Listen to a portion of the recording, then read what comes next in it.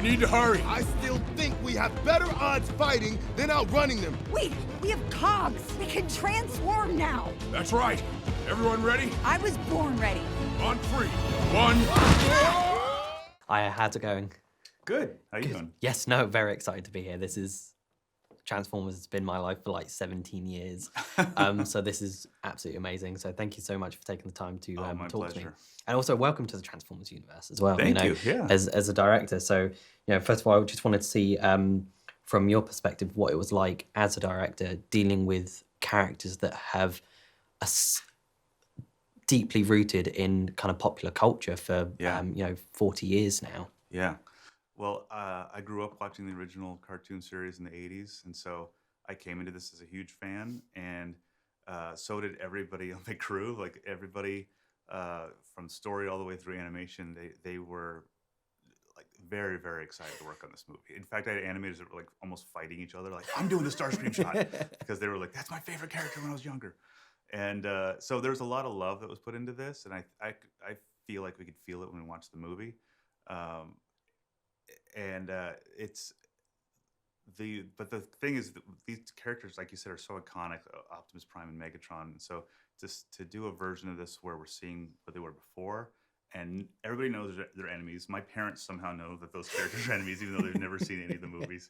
But that was really what's got me excited, was seeing that arc from friends to enemies. And I knew if we could sell at the beginning that they're really friends and that the audience is like, oh, I like seeing them together, you're always going to have that underlying tension of, it's not going to work, it's not going to work. And then it starts to break apart. And I knew it could be really emotional at the end. You mentioned, kind of like these characters being enemies, and what I loved about it was how it explores these characters kind of eroding relationship and friendship. And with the Transformers movies that, I've seen, the live action ones, we typically tend to see them in kind of not background roles, but there's always the human element of it. But with the Transformers now being the primary focus, how did that change the way that you dealt with them during development and kind of fleshing out these characters? It's interesting. I never, at any point, I never thought, oh, I wish there was a human in this movie. Because our characters are the main characters. They are the characters. They are all the humanity comes through them. They happen to be physically Transformers, but everything is about them. So, in that sense, it wasn't a challenge, because what's great about the live action ones, they're almost like fish out of water stories, where we're in the live action ones, we're experiencing them and how big they are compared to us.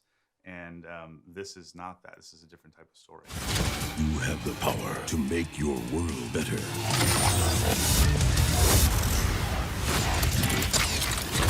But this fight is mine. Standing on business, ready for revenge. It's the sweetest victory, and that's a win. Okay, so he's a little intense. Yeah, just so. You've you yourself have a long history in animation as well. Mm-hmm. How did your experiences previously prepare you for this sort of undertaking? They completely. I was at Pixar for 18 years, and so that's where I learned how to be a filmmaker. And so I brought the same kind of idea, which is, it doesn't matter what the characters are, like physically what they are. You always want to remember that, but they're all human on the inside, and that's how the audience is connecting to them. So even though we have robots, they're real characters. 100%, and you see that throughout. And what I love most about kind of Orion and D16 is they were not what I was expecting at all. You had D16 who was like following the rules, and then you had Orion who was a bit more of a rebel. But you could see as the film went on, you could see fragments of Optimus and Megatron seeping through, and it was such a seamless transition. It was just, I think fans are in for a real treat. And kind of just to wrap kind of things up, everyone seems to be loving Transformers 1 at the moment, and it's super, super cool to see. Do you see yourself potentially returning to Cybertron? Do you think there are more stories to tell? There's definitely more stories to tell. In the lore, they are enemies. They become, the war breaks out on Cybertron, and that's partially responsible for why they come to Earth in the first place, which is usually where most of the stories start, them coming to Earth. So there is plenty of story in there to tell.